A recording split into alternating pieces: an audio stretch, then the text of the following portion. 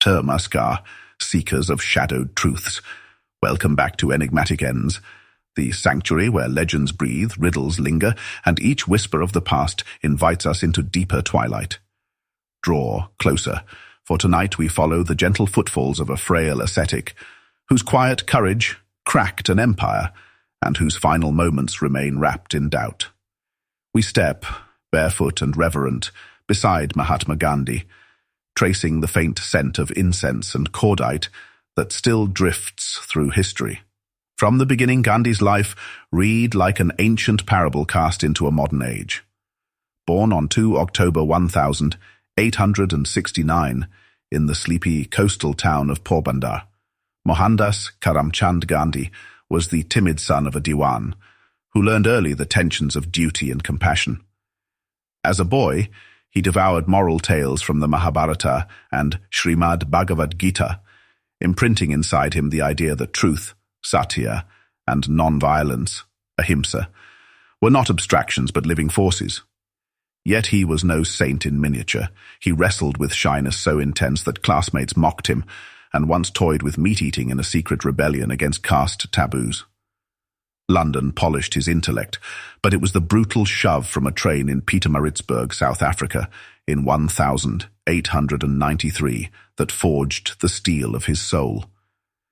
That single winter night, an Indian lawyer kicked out of first class for the color of his skin, set sparks that would one day illuminate millions. He spent 21 years in South Africa, crafting the doctrine of Satyagraha, truth force. Here, the ordinary props of power, guns, jails, whips, clashed with a weapon unseen, patient suffering wielded like a blade of light.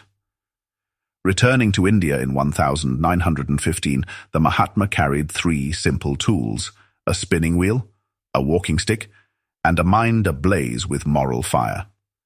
Champaran's indigo fields, Keda's drought-cracked earth, and the massive non-cooperation movement became the canvases on which he painted a rebellion of conscience.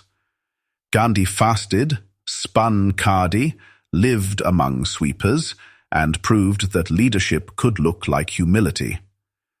The Salt March in 1930, where his bare feet carved a 390-kilometer scar across Gujarat, did more than make salt.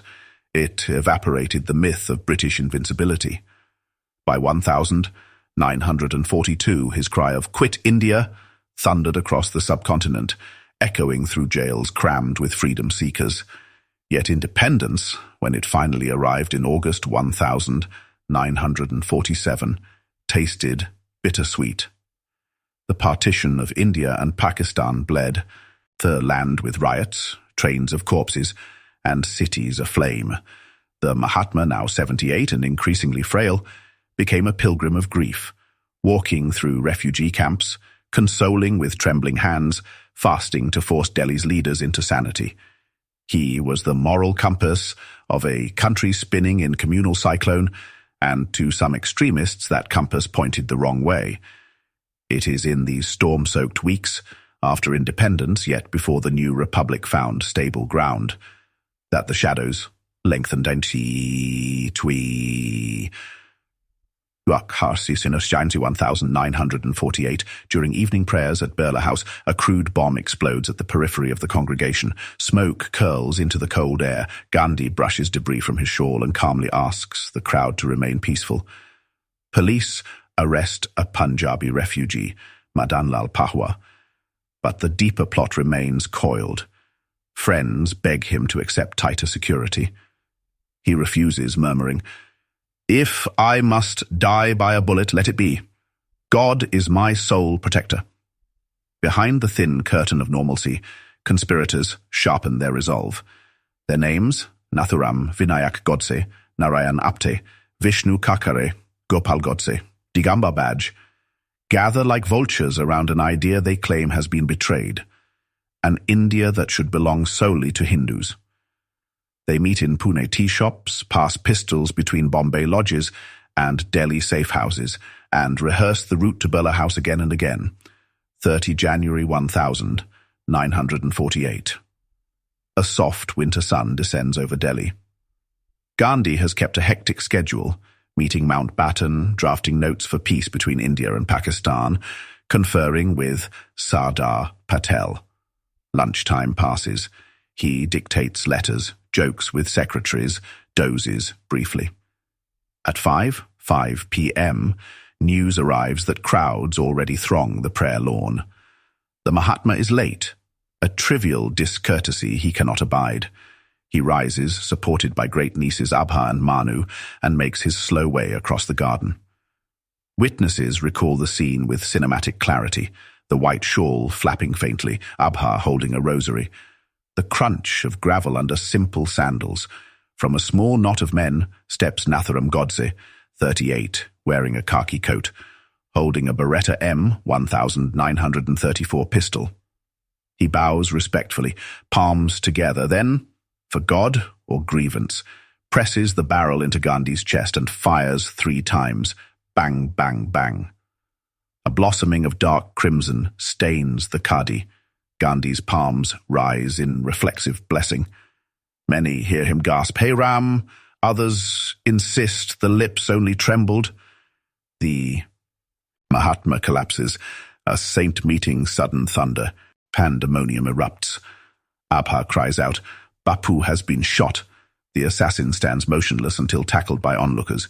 He does not resist. He almost appears relieved. Gandhi is carried to a veranda cot. No medical help can stem the life pouring away. Within minutes, All India Radio crackles with the announcement, and India's sky seems to bow in mourning. Yet death was not the end of the riddle, only its next chapter. The 5-mile funeral procession on 31 January felt like a river of humanity. Hindus, Muslims, Sikhs, Christians, untouchables, princes and beggars wept together as the bier rolled toward Raj Ghat. At the pyre, flames leapt 12 feet into the dawn. Pandit Nehru's voice broke as he called Gandhi the light of our lives. Ashes were immersed in the Ganga and other sacred waters, but urns also travelled abroad, scattering relics across continents, tiny grey ambassadors of conscience. Even then, whispers persisted. Why had Delhi police ignored warnings from Bombay detective J.D. Nagakar about extremist threats? How did Godse slip a pistol past plainclothes officers just 10 days after a bomb attack? The Red Fort trial of 1948-49 sentenced Godse and Apte to hang, while Vinayak Damodar Savarkar, revolutionary icon and ideological fountainhead, was acquitted when a key approver recanted. 2 decades later, the Kapoor Commission re-examined evidence and declared that Savarkar's bodyguard and secretary had indeed hatched a plot, but both were already dead, taking crucial secrets to their graves. Some historians blame bureaucratic bungling. Others hint at a wider network inside political circles, a web still not fully mapped. The relics, too, gained eerie legends. In 1997, an urn surfaced in a Los Angeles bank vault. In 2008, another was immersed at the Sangam in Allahabad, and in 2019, a display in Madhya Pradesh was vandalized, Gandhi's portrait defaced with the word traitor, his ashes stolen and never recovered. Each desecration sparks fresh outrage, as if the Mahatma in powdery form still provokes the hatreds that felled him. What remains, then, of the enigma? We know the finger that pulled the trigger, the courtroom that weighed the crime, the flames that turned flesh to ash. But motives hide in darker chambers, fear of appeasement, fanatic fidelity to a brittle idea of nationhood, or perhaps the simple terror of a man whose moral compass demanded self-interrogation from everyone around him. Gandhi wielded no office, commanded no army, yet dictators across the world studied his methods in dread. To silence such a voice, extremism felt justified in murder. And therein lies the unresolved mystery. Why does radical love terrify us more than radical hate? So, dear voyagers of the unseen, picture Birla House at twilight. The marble footprints still guide tourists across manicured grass. Each indentation cradles echoes of sandalwood and gunfire, prayer and panic. Stand upon them in your mind. Hear the hush before the shots, the collective gasp of a continent witnessing its conscience pierced. Ask yourself, are we brave enough to walk those final steps again? Unarmed, unguarded, guided only by truth?